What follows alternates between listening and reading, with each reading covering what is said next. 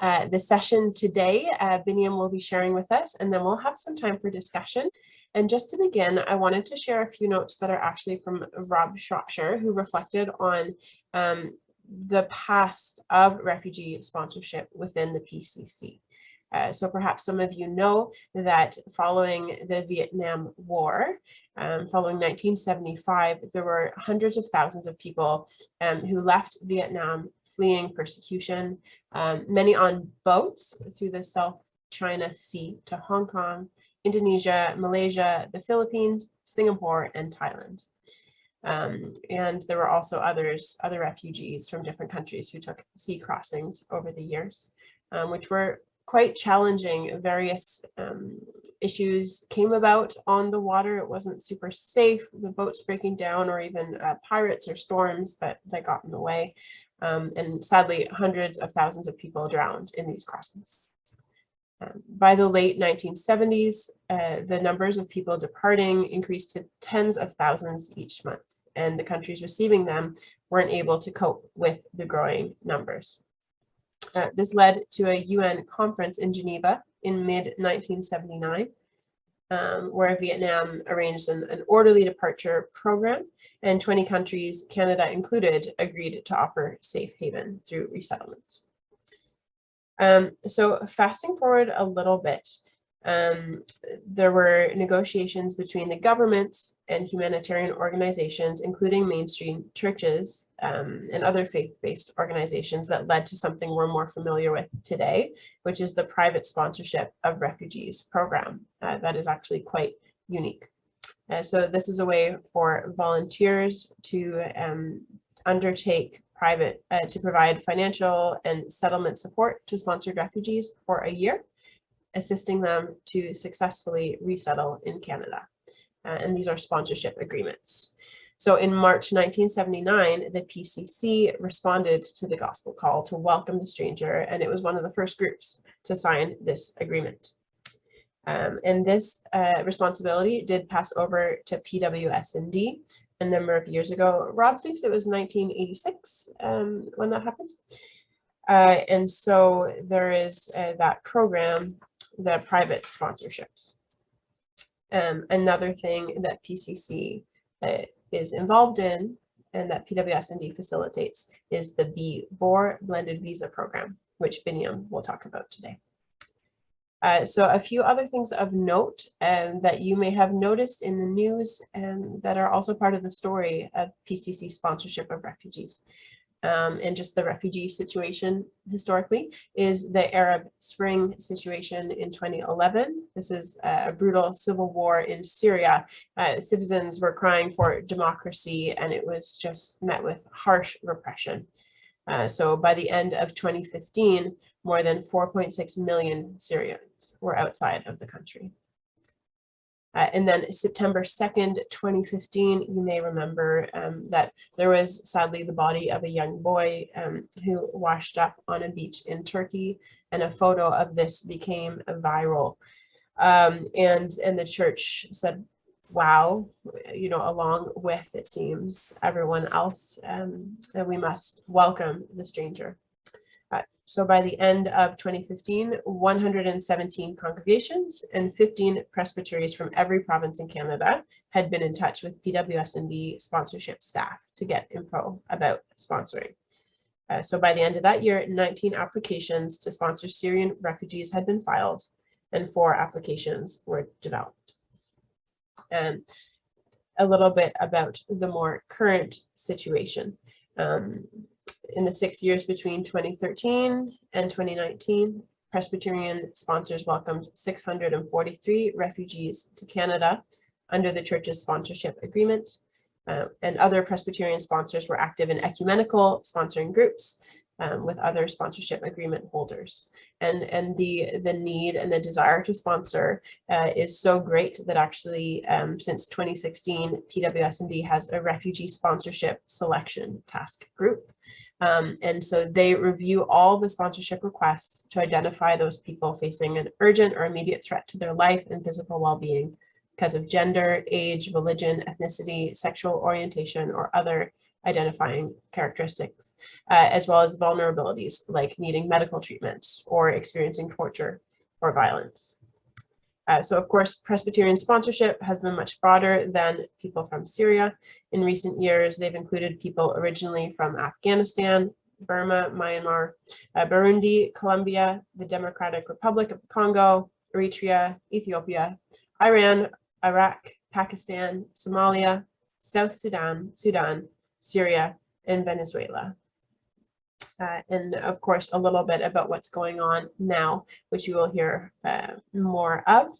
But of course, there is recent interest in the PCC through PWS&D in regards to Afghanistan, and also what's going on in Ukraine right now. So Canadians are wondering just how to respond to people in need around the world, specifically refugees. So a brief reflection on the history, but you're not here to hear from me. We have Biniam here who's going to talk about the current global situation and a few other notes that he wanted to share with us.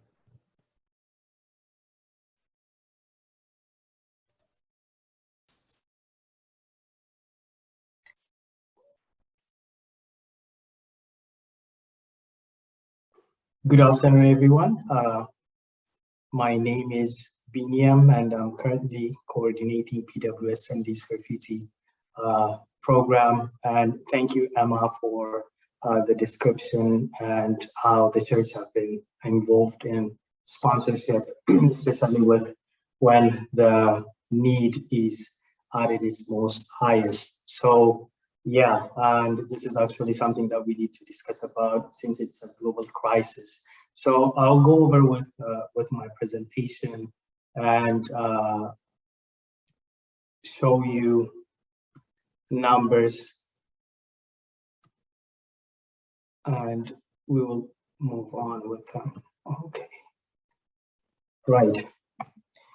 So I'll start with the global trends of the current forced displacement. This is a data that I received from UNHCR, the United Nations High Commissioner for Refugees, and this number reflects the number of displacement of people by the end of 2020. So according to the data, UNHCR says that 82.4 million people have been forcefully displaced, and the majority of this number being those who are internally displaced people, which accounts for 48.0 million people, and the remaining 26.4 million is for refugees worldwide. And this number can be divided amongst refugees who are under UNHCR mandate, which is 20.7. So this number reflects the 20.7 million number reflects those refugees who are under the UNHCR's mandate. So UNHCR is United Nations High Commissioner for Refugees. So those are the refugees who are registered and recognized by the UNHCR as being refugees. The remaining 4.1 million are asylum seekers. So what this means is that their case is just being processed and they are in the process of being recognized as a refugee. We have a 5.7 million people, which is Palestinians for refugees under United Nations Relief and Works Agency for Palestinian Refugees. And this is an agency that supports the relief and human development of Palestinian refugees. And this encompasses the Palestinians displaced by the 1948 Palestinian War and subsequent conflicts and their descendants. So this also includes those legally adopted children. So by the end of 2020, United Nations Relief and Works Agency for Palestinians is estimated to be 5.7 million. We also have a number 3.9 million, and this is for Venezuelans who are displaced by the economic situation and the crisis and the fallout of the Venezuelan economy. And by that effect, 3.9 million were forced to be displaced, and the majority of them flee to the neighboring countries. So this number reflects what the global trend looks like and what the number shows to be for the refugees. The other thing that I would like to discuss with you is the countries with the highest number of forced displaced population. So in this graph, as you can see, and Emma was mentioning it on her presentation, that by 2011, due to the Arab Spring, there was a civil war in Syria. So by that, the cause of that has made many Syrians to forcefully flee Syria. And here we have 6.8 million Syrians. So this is the highest forced displaced population in the world. And they usually flee to the neighboring countries like Lebanon, Jordan, Turkey, and others. The second is Venezuela. So we have 4.9 million displaced Venezuelans. We also have 2.8 million Afghan refugees currently. So this is a number from the end of 2020. So this number has now increased. I don't have the recent data, but because of the Taliban taking power, many Afghans have fled to the neighboring countries. So Afghanistan is on the number 3 for the highest forced displaced population, with 2.8 million Afghani refugees. Fourth, we have South Sudan, and in Sudan there's a civil war between different facts and the government. So due to that fierce civil war, 2.2 million South Sudanese are forced to flee their homes to neighboring countries like Ethiopia, Kenya, Rwanda, Uganda, and also even to northern the South Sudan Republic. We also have Myanmar. 1.1 million Myanmaris have fled mostly to Thailand, but also other neighboring countries as well. We have Democratic Republic of Congo. This has been an ongoing displacement for these people because of civil wars that has been going on for so many years. Many Democratic Republic Congolese people have fled their homes. We have Somalia at 0.9. We have Sudan at around 1 million people have fled.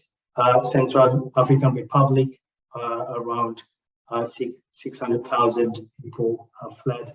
And finally, we have Eritrea with 600,000 refugees fleeing Eritrea. So this shows which nations have the highest forced displaced population. I'll go to my next slide, and here you might be wondering, okay, so if these refugees are fleeing, where are they fleeing to? And as you can see in this slide, we have countries who are hosting the highest number of refugees. And in my list, and according to the UN, we have Turkey hosting the highest number of refugees. It's just under 4 million refugees currently, and the majority of them being Syrians. The second country which hosts the highest number of refugees is Colombia, which is at 1.7 million. We have Germany, 1.5 million. We have Pakistan and Uganda tied at 1.4 million each. So if you're wondering which countries are welcoming and hosting the highest numbers, so we have those countries listed. And the other thing that I would like to share with you is, refugees are fleeing their country to the neighboring places. They're fleeing their livelihoods, they're fleeing their homes, and they're leaving behind their family to find safety and security. So as you know, refugees have been all over the news, and they're drowning at the hands of smugglers. They're also being placed in camps with little or access to services. And also they're even being robbed by smugglers. And everywhere, as I mentioned earlier, from Germany to countries like Colombia, Argentina, and other places, refugees are just, the rate of people being migrating is just being fastest rate.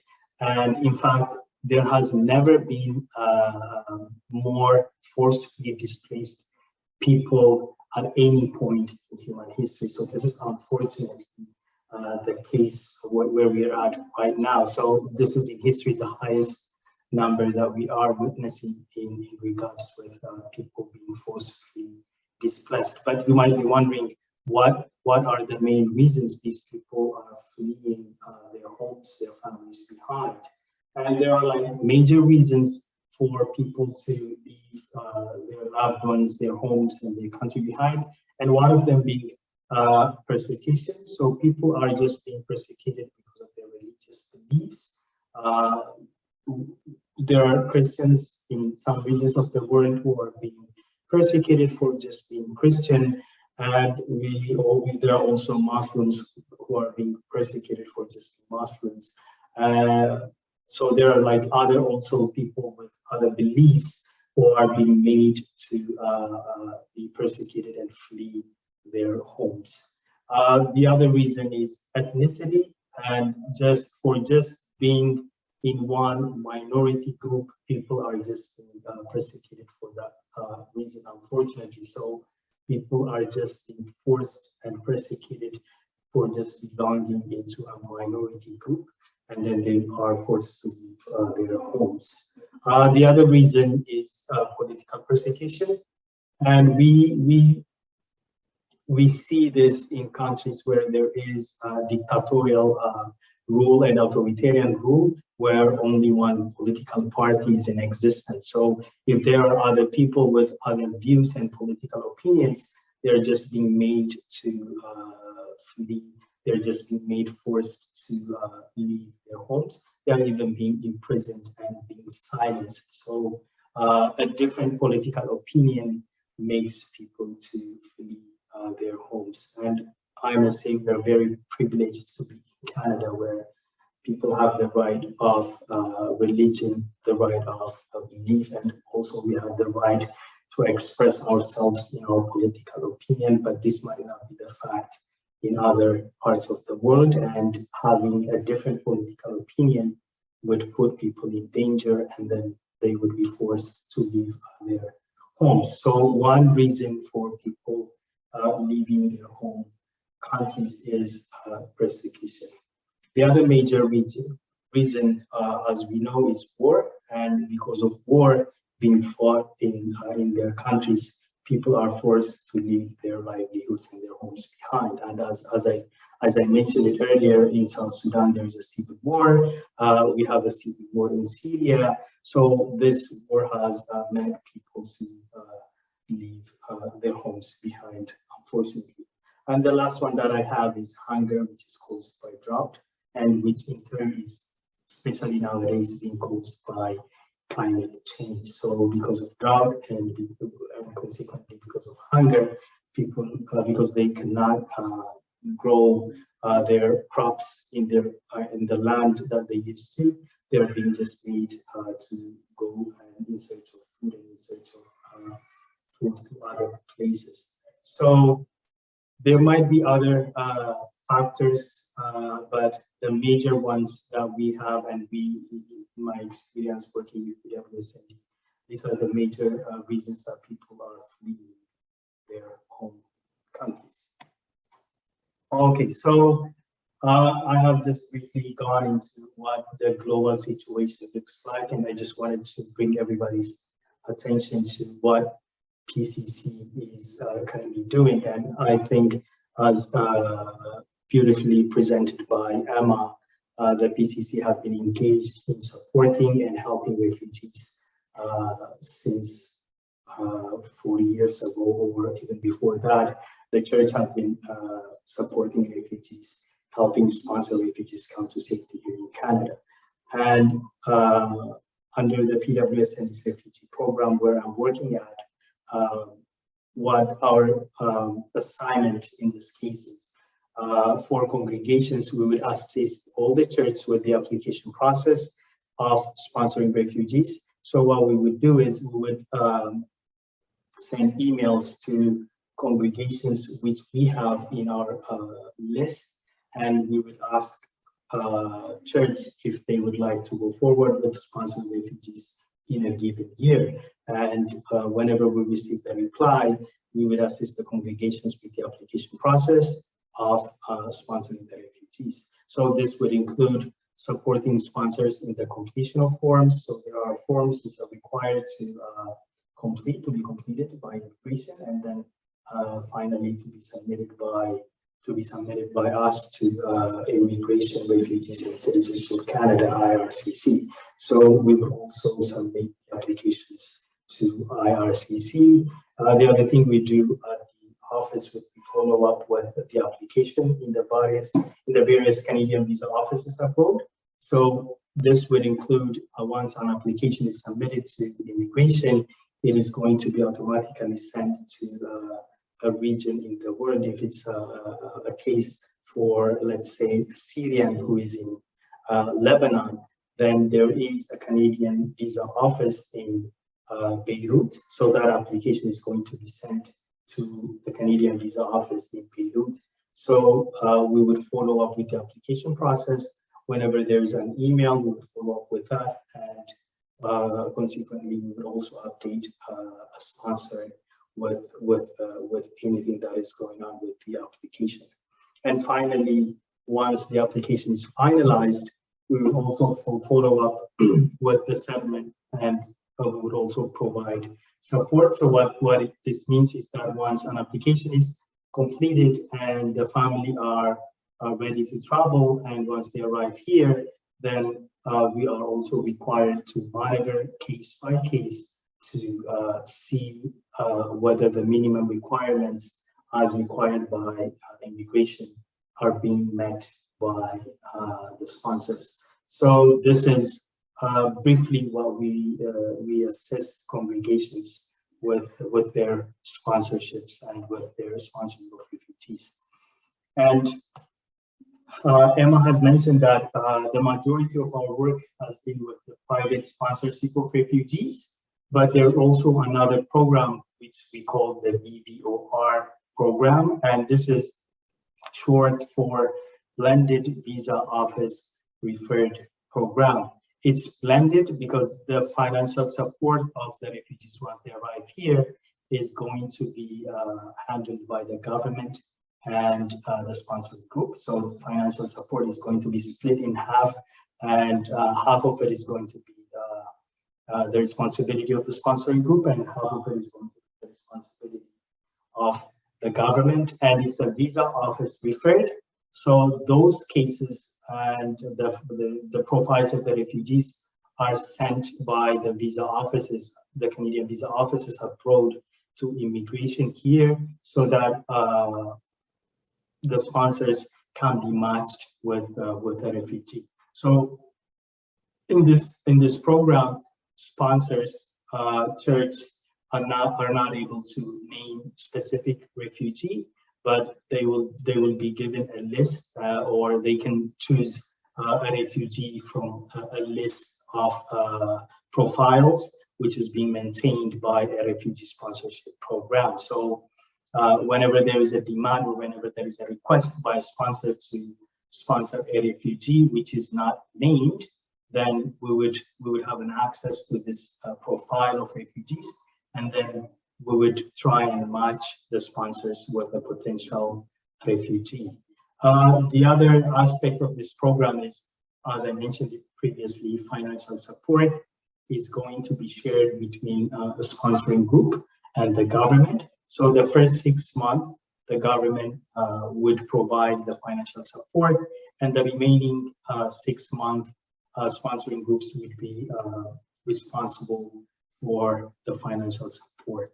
So financial support is being shared between sponsoring groups and the government, unlike the private sponsorship program, where financial support is the responsibility of the sponsoring group. And one advantage of this program is refugees are travel ready within 1 to 4 months. So they have already done their pre-screening, everything has been accomplished, they have taken their medicals. So it's just a matter of for these refugees to find a sponsoring group here. And then once that is done, then they will arrive here in Canada within 1 to 4 months. Unfortunately, before has been paused because of COVID-19, but now we have been informed that the program has resumed, and anyone who is interested in sponsoring refugees, they can contact us at the office, and then we can work with the groups, and we can also follow up with the next steps, and then we can file an application for the sponsorship. So the good news is that PWOR has resumed, and now anyone interested, they can contact us at the office. I just want to share briefly before we get into questions. As we know, the vast majority of refugees will not be sponsored and will require support in the countries they are in overseas. As Biniam mentioned, many of the refugees in the world are in countries that are often struggling themselves. So we think about Syrian refugees in Lebanon or Afghan refugees in Pakistan. Often these host countries are also struggling to care for their own populations as well as the refugee populations that are settling there. So I just want to touch on a couple of places globally where PWS&D is providing response to refugee situations overseas. I'm going to share my screen really briefly. I'm going to talk about 3 specific examples. So I think probably the situation that's top of mind for most of us right now is the situation of Ukrainian refugees. Figures just this week estimate that almost 5.6 million people have fled the country and millions more, about 7 million, are displaced inside Ukraine. Internal displacement, as Biniam mentioned, is a really significant issue when we're talking about human movement and migration. PWS&D is providing assistance to refugees in Hungary, Poland, Romania, and Moldova through a partner that we have through the ACT Alliance. The partner is Hungarian Interchurch Aid. Families are receiving food, shelter, and psychological support, and assistance is also being provided as possible inside Ukraine. I received reports yesterday that our partner has been able to they are responding in Lviv and in Bucha and in a number of the places that we're hearing about in the news. Probably one of the longest standing situations where PWS&D is doing response to refugees globally is responding to Syrian refugees. This picture is specifically from Lebanon, but we have been providing to support Syrian refugees in Lebanon, Jordan, Turkey, in the whole region. Through partners at Canadian Food Grains Bank and the ACT Alliance, food packages are distributed to families in need. Presbyterian churches in Lebanon are actually used as distribution centers. And one of the challenges, particularly in host countries where so many refugees are settled, there can sometimes be situations of resentment that arise from host communities. So PWS&D's assistance in these situations is often directed both to refugees and host communities, which are also often struggling. And that's also to make sure that relationships stay on a positive level and that there aren't xenophobic attacks on refugees in some of these places where refugees are being hosted. Finally, I want to talk talk about a situation that was very prominently in the news, but has largely been displaced since the war in Ukraine began. And that's the situation of Afghan refugees. And I'm going to talk a little bit both about those who have been displaced inside Afghanistan, as well as those who have fled largely to Pakistan. Since the Taliban took over in August 2021, the refugee situation has only gotten worse. There are 2.6 million Afghan refugees in the world, and 2.2 million of them are estimated to be registered in Pakistan and Iran alone. PWS&D is assisting Afghan refugees in Pakistan by providing food and shelter support, which has been particularly important over the harsh winter months.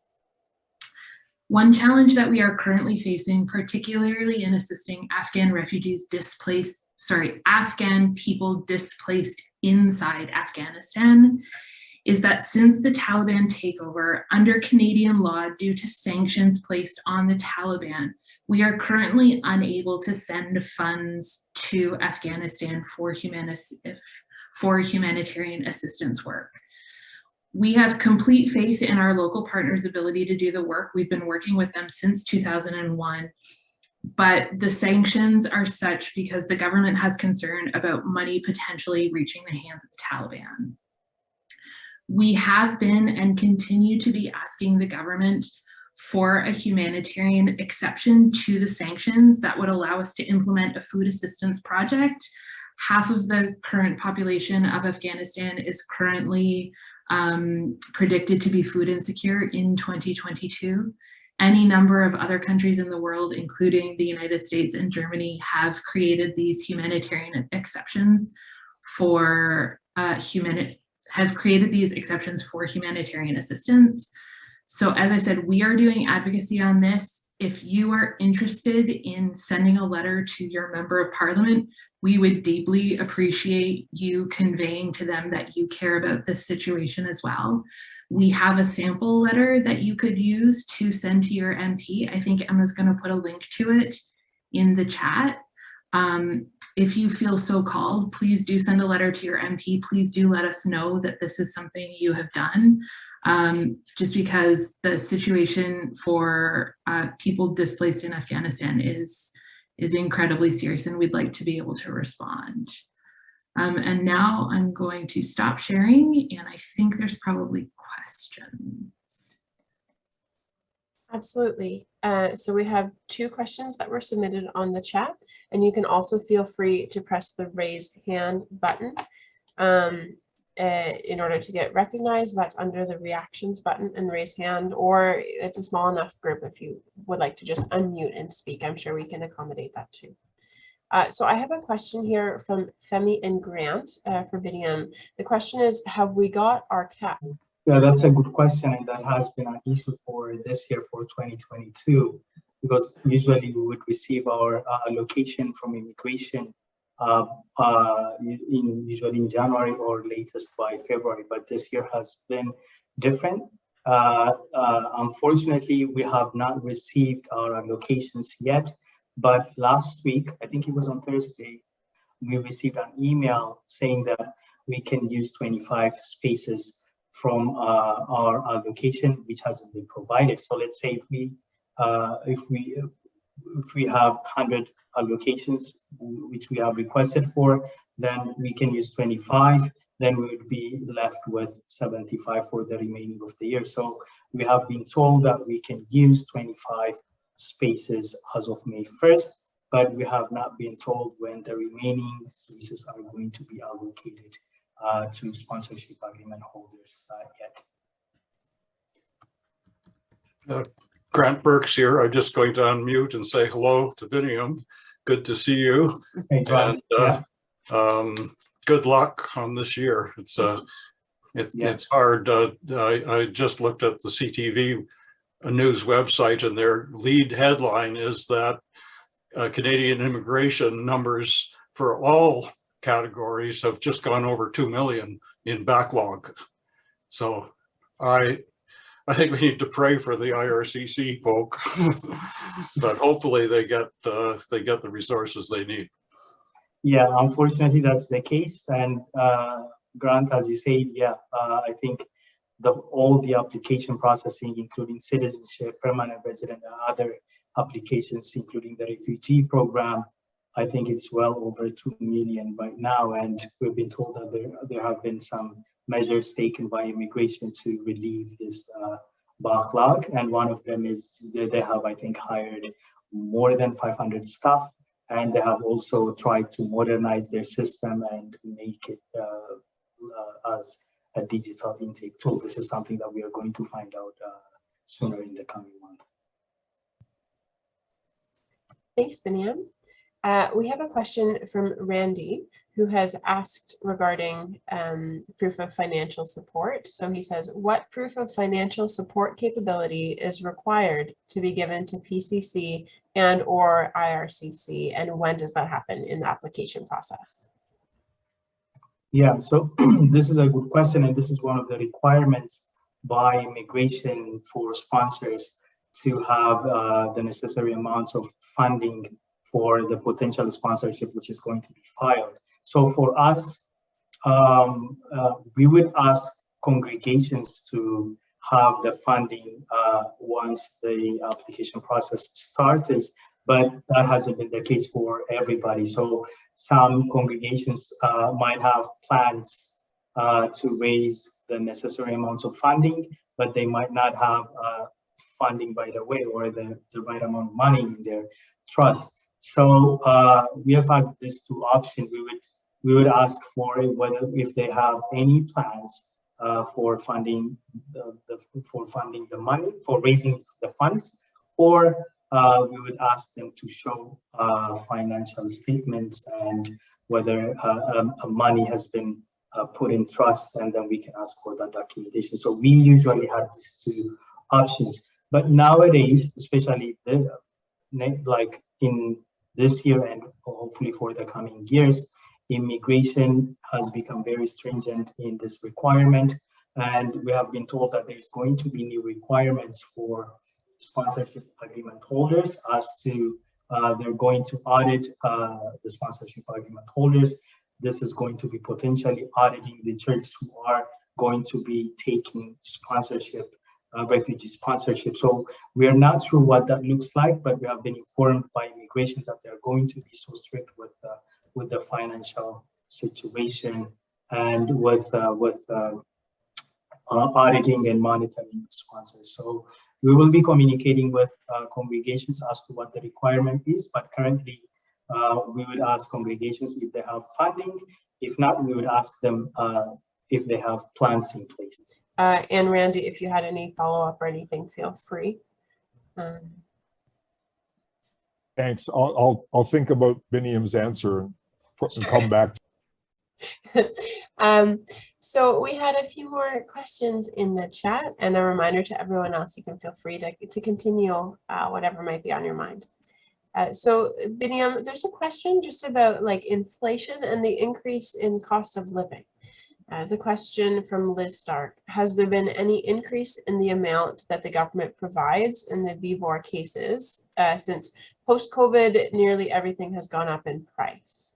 So it's based on 6 months of time, but the amount to support a family pre-COVID, just it cost less before and it costs more now.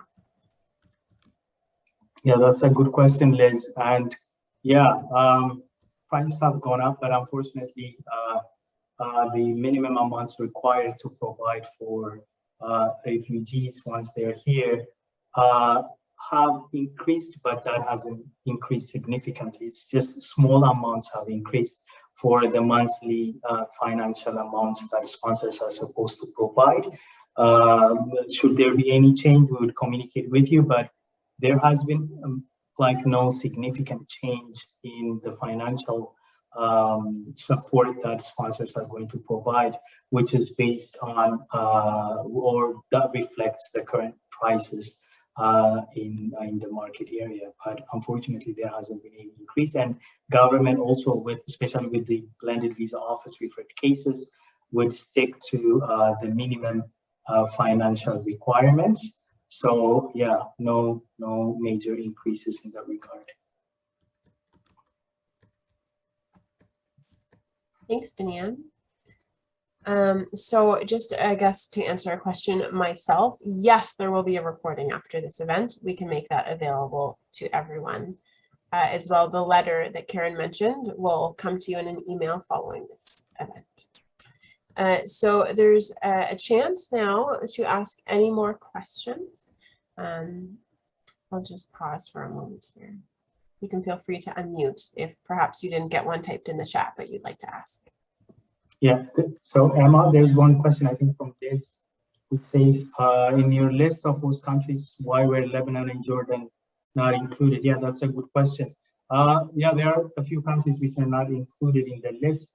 The list includes only the countries with the highest number of refugees currently that they are hosting. But of course, Jordan and Lebanon also are currently hosting refugees, especially Syrian and Iraqi refugees. But they haven't made the list because then the other countries host the highest numbers. Thank you. I just sent another question that came in from Duncan on a message, which is, since not all congregations have the capacity or desire to sponsor a refugee, is there a way for individuals to join other congregations or groups?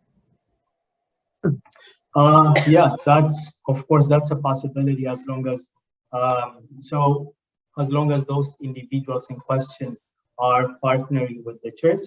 So if that individual has the capacity, and if the church do not have the resources and the capacity, then they can join hands and can file a sponsorship. So in this case, that individual will be responsible for providing the financial support, and the church would be filing the application. So at the end, both parties would be responsible for the sponsorship. But yeah, that is a possibility. Congregations can partner with individuals and other sponsoring groups.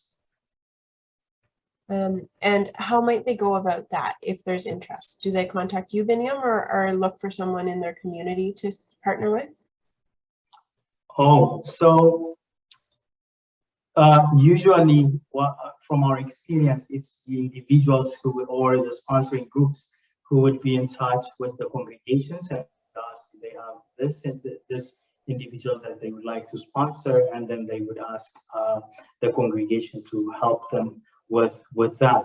But if congregations are interested in sponsoring refugees, from our experience, as I explained it earlier, we refer them to the blended visa office referred program, which is where if there's no named refugee, then congregations can contact us, and then we can work with the details of getting them a match from the refugee profiles.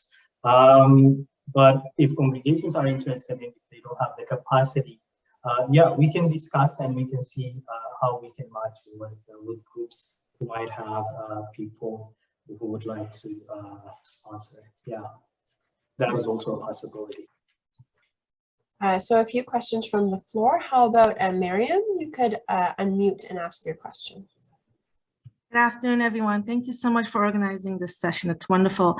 I just had a quick question. With Group of Five and other sponsorship programs, the refugees themselves are given a case number and are able to access their application and be able to see the process of their application. I'm just wondering, with SAH application process, is it the same?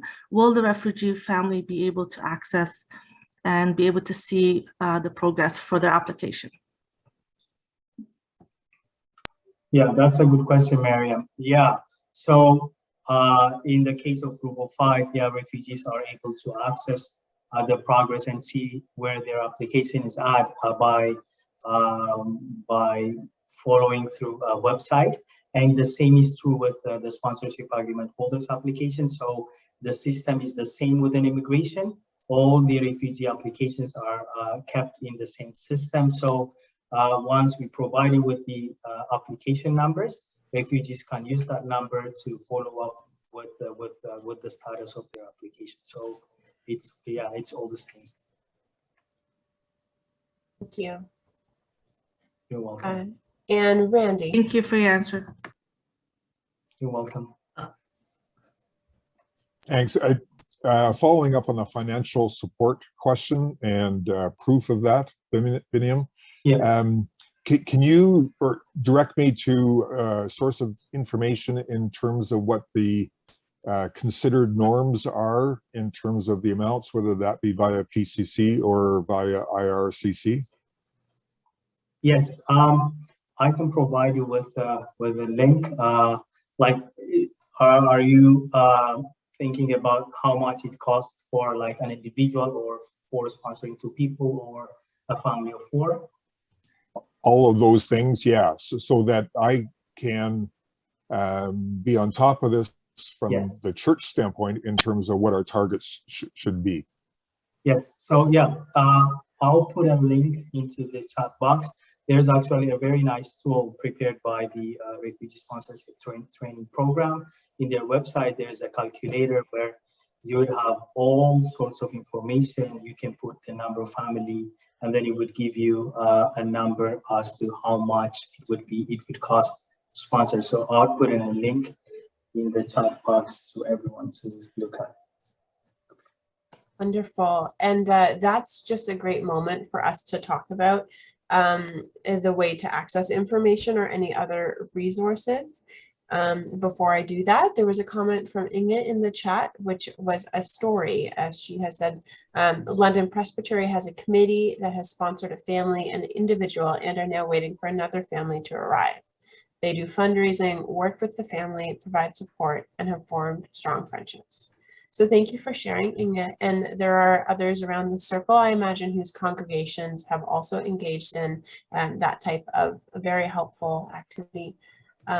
We also wanted to bring your attention to the upcoming edition of Presbyterian Connection, where we have one of the PWS&D champions, Reverend Marian Emig-Carr, who will be talking about the BVOR program, Blended Visa Office Referral Program, that Biniam has discussed.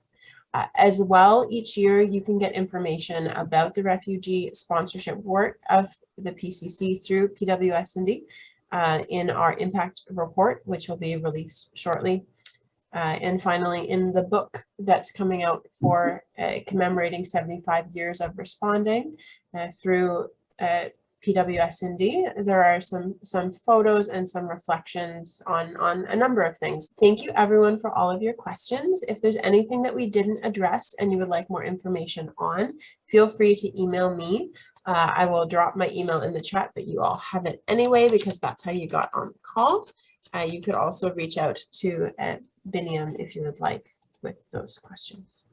And finally, I'm going to drop in the chat one more time this letter that we are requesting that you send. We mentioned this also in our Champions Prayer event this month, and we've had a number of champions who are PWS&D volunteers already submit letters to the government calling for immediate action to open up opportunities to respond in Afghanistan. So please, we ask of you if you would write this letter. That's one really meaningful way to make a difference.